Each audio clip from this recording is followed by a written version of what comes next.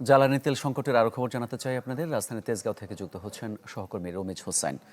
রমিজ, জ্বালানি তেলের দাম তো বাড়ানো হয়েছে, তেলের সরবরাহ কি বেড়েছে? মানুষের দুর্ভোগ কি কিছুটা হলেও কমেছে?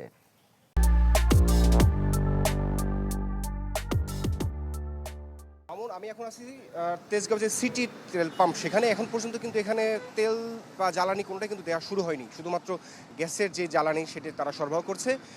এখান থেকে যতটুকু জানতে পেরেছি, একটা বা দুইটার মধ্যে, এই সময়টার মধ্যে হয়তো এখানে যেই তেলের যে গাড়ি আসবে তারপর থেকে এখানে তেল দেওয়া শুরু হবে। কিন্তু সকাল থেকেই এই যেই পেট্রোল পাম্পের থেকে শুরু করে ৭ রাস্তা পর্যন্ত আমি যদি আপনাকে একটু দেখাই, এখানে কিন্তু পুরোটা রাস্তার এক পাশ জুড়ে কিন্তু প্রাইভেট কার এবং ব্যক্তিগত গাড়ি ছাড়াও মোটরসাইকেলে কিন্তু দীর্ঘ লাইন। আসলে সকাল থেকেই সাধারণ যারা মানুষ রয়েছেন তারা কিন্তু এখানে সারিবদ্ধভাবে দাঁড়িয়ে গেছেন।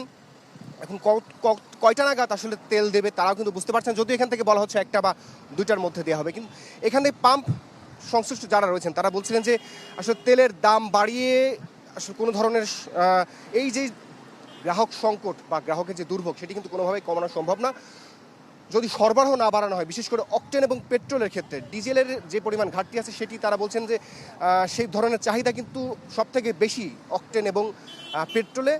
এই দুইটি জ্বালানিতে যদি সরবরাহ যদি না বাড়ানো হয় সেই ক্ষেত্রে মানুষের দুর্ভোগ এবং এই যে জ্বালানি সংকট সেটি কিন্তু কাটবে না। এবং সাধারণ মানুষ যারা রয়েছেন, যারা দীর্ঘদিন ধরে এই যে সংকট শুরু হওয়ার পর থেকেই তারা এখানে দাঁড়িয়ে যারা তেল নিচ্ছেন, তাদেরও কিন্তু একই বক্তব্য যে সরবরাহ না বাড়ালে আসলে যতই দাম বাড়াক বা যে ধরনের পদক্ষেপই নেওয়া হোক, সরবরাহ যদি না বাড়া হয় এবং যে সমস্ত অন্য পেট্রোল পাম্প ছাড়াও অন্য যে সমস্ত ডিলাররা রয়েছেন এবং যে সমস্ত সংগঠনগুলো রয়েছেন যারা আসলে খুচরা তেল বিক্রি করে, এই সমস্ত জায়গাতে যদি সরবরাহ না বাড়ানো হয় সব চাপ কিন্তু এই সমস্ত পেট্রোল পাম্পের উপরে এসে পড়বে এবং সংকট কিন্তু বাড়তেই থাকবে। তো আমার মনে হয়েছিল এখান থেকে সবশেষ তথ্য আমার কাছে।